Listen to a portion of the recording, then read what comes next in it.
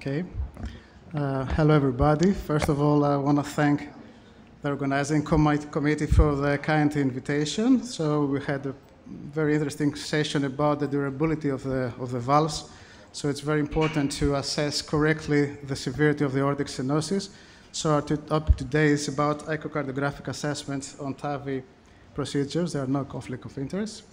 So when we perform an echo, the first thing we look at is the aortic valve morphology. We try to identify the number of the cusps, because it's very important for the intervention, the presence and the degree of possible aortic regurgitation, the size, location, the amount, the extent of calcification, the annular size and shape, especially using 3D software, and possible subaortic membrane or anatomic structures like a sigmoid structure. And reminding the crown-shaped aortic valve anatomy, we try to measure the virtual ring, which is formed by the basal attachment of the aortic leaflets, and its correlation with the mitral valve. It's anterior to the mitral valve, and in between is the aortomitral curtain, and also the conduction system that it's in the membranous septum in the non-coronary sinus, important in case of the interventions. Common errors in their measurements when we use a 2D imaging and try to measure the annulus of the mitral of the aortic valve. This is on the left image. You can see the reason why we have most of the times underestimation of the area of the valve because we don't exactly measure the correct diameter. If we use 3D software, we have better accurate measurements, so it's good to measure that. See, here are some types of bicuspid valves that we may encounter and may have importance for the procedure, for the TAVI. And here are some examples, as you can see, bicuspid and tricuspid aortic valves. So we do a 3D zoomed image of the aortic valve. First of all, we want to measure the area, to do planimetry. We take two orthogonal planes, align them, and measure the cross-sectional area. And we can get good results with that, pretty accurate. Of course, there are automated software that can do that for us. The technology always helps us. And continuing with the aortic valve morphology, we measure the diameter of the sinus of Valsalva, the ST junction diameter, and the distance from the ostia. This is mainly done with CT, of course, but we can do that pretty good with 3D echo as well. We cannot report an aortic valve stenosis, the severity. We cannot grade it without measuring the dynamics, the hemodynamics of the valve, the velocities, the mean gradients, the effective orifice area by the continuity equation, the DVI, the dimensional velocity index, which is independent of flow, and of course the stroke volume, the transaortic flow. Of course, we look at the mitral valve. Is there any mitral regurgitation? What's the severity? What's the mechanism? Is there any mitral stenosis? Is there any calcification of the anterior leaflet? We look at the left ventricle, the size, the function. Are there any wall motion abnormalities? What's the ejection fraction? Any thrombus? Again, the stroke volume of the cardiac output. And we look at the right heart as well. As said, and I'll show in a slide later on, is correlated with the stage and the grading of the cardiac damage, the size and the function of the right ventricle, if there is any pulmonary hypertension, if there's any pericardial effusion. And summarized here on the right-hand side, if you can see on the slide, the imaging evaluation using the echo, as we said.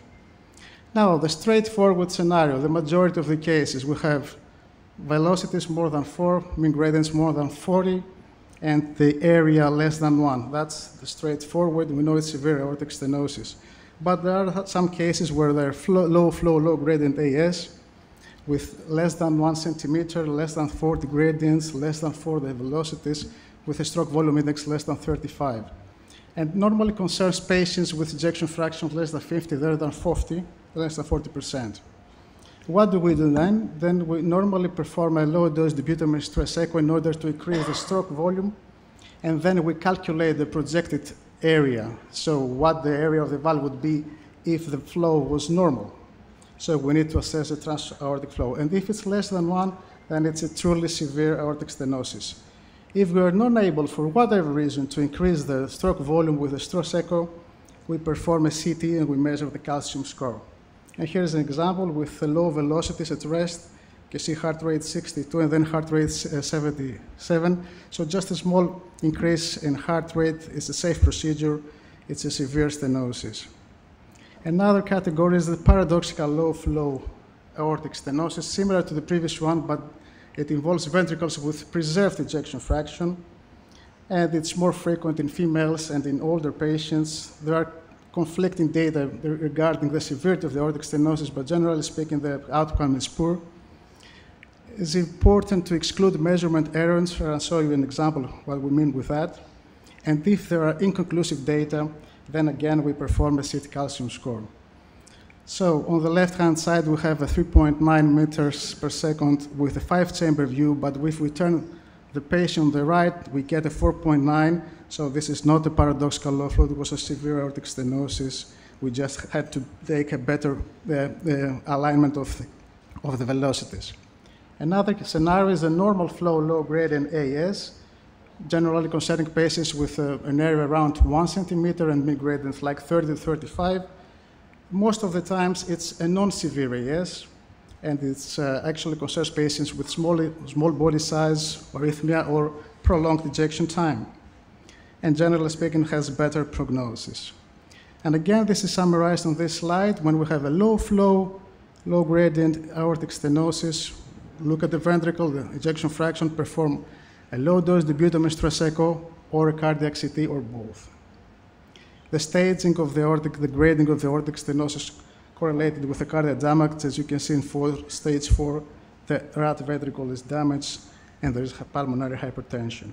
So in terms of complication, if there is any severe aortic regurgitation, any severe mitral regurgitation, any pericardial effusion, any wall motion abnormalities, obstruction of the coronaries, or this, rupture or dissection. And mainly the aortic, what concerns us is the aortic regurgitations, which is not very easy to assess, so we tend to measure the area of the jet circumferentially or take the diastolic flow, reversal flow, as you can see here. So we planimeter with the flex slice, and you can see some examples of mild regurgitation using 3D as well. And this is actually the scheme of grading the severity. I'm zooming on the circumflation area. It's more than 30. With the color Doppler, it's considered to be significant. Continuing with the complication, if there's any major bleeding, we can see the left ventricle hypercontracting, any thrombus of the catheters, malpositioning of the valve, any fistula perforation, and post-TAVI, of course, we perform an echo before discharge, 1, 6, and 12 months afterwards, unless there is a new murmur or heart failure symptoms. And it's also we have to assess whether any patient mismatch. Also, we look at the valve anatomy and if there's any stenosis or regurgitation after the TAVI, if there's any thrombosis or endocarditis. And this is summarized here on the decision pathway outline on the right side with the heart team decision, the annular sizing, the perivalvular leak, procedural complications, and after TAVI, again, the valve function, the left ventricle, and the systolic pressures. A small vegetation in TAVI, and we can use advanced echocardiographic software with GLS and myocardial index to assess the prognosis as well. And sometimes in valve-in-valve complex interventions, the interventionalist may ask us to, there is suspicion of obstruction of the left main stem, so he may ask us to perform an adenosine stress echo in order to assess the flow and the flow result in the left main and the LAD, which we can do relatively easy. So in conclusion, proper patient and prosthesis selection for procedural surveillance and follow-up are paramount in the importance of TAVI success. Echocardiography and multimodality imaging are important in all of the steps. Advanced imaging modalities and technical improvements with automated software, 3D TOE, 3D transthoracic echo, and GLS have increased procedural success rates. Transthoracic echo remains the mainstay modality for the assessment of prosthetic valve durability and detection of prosthetic valve thrombosis and endocarditis. And I'm closing with Professor Chambers, was a giant in cardiography at St. Thomas's Hospital. Unfortunately, he passed away a few days ago. Thank you very much.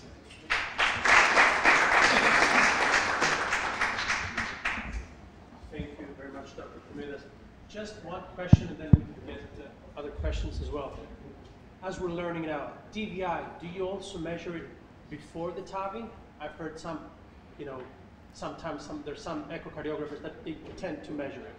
Yes, DVI I consider to be as a very important measurement because it's independent of flow, so it reduces measurement errors, and also it's good to correlate it before the procedure and after the procedure and to see the change. It's a good relation to have in order to have proper assessment of the severity of the aortic stenosis. So I agree, yeah. Is there any questions or someone else would like to make an input? So congratulations also from me, Dr. Krommydas, for the nice presentation. One question from me would be, is there any place nowadays for TE or 3D TE peri-procedurally? Do we obtain any important information during the procedure that we could not obtain with simple aortography? It's a very good question. In the beginning of TAVI, this was an important step of the procedure, but afterwards, because of the planning of the TAVIs, the good imaging for the CT, so they get all the measurements and the data from there, and most of the times they have all they want for the procedure. Of course, there are always some cases that they may ask us urgently to assess a complication during the cath lab, any pericardial effusion, any rupture, but most of the times it's not needed. We as echocardiographers always want to help and get a vision of the valve, but most of the times it's not needed.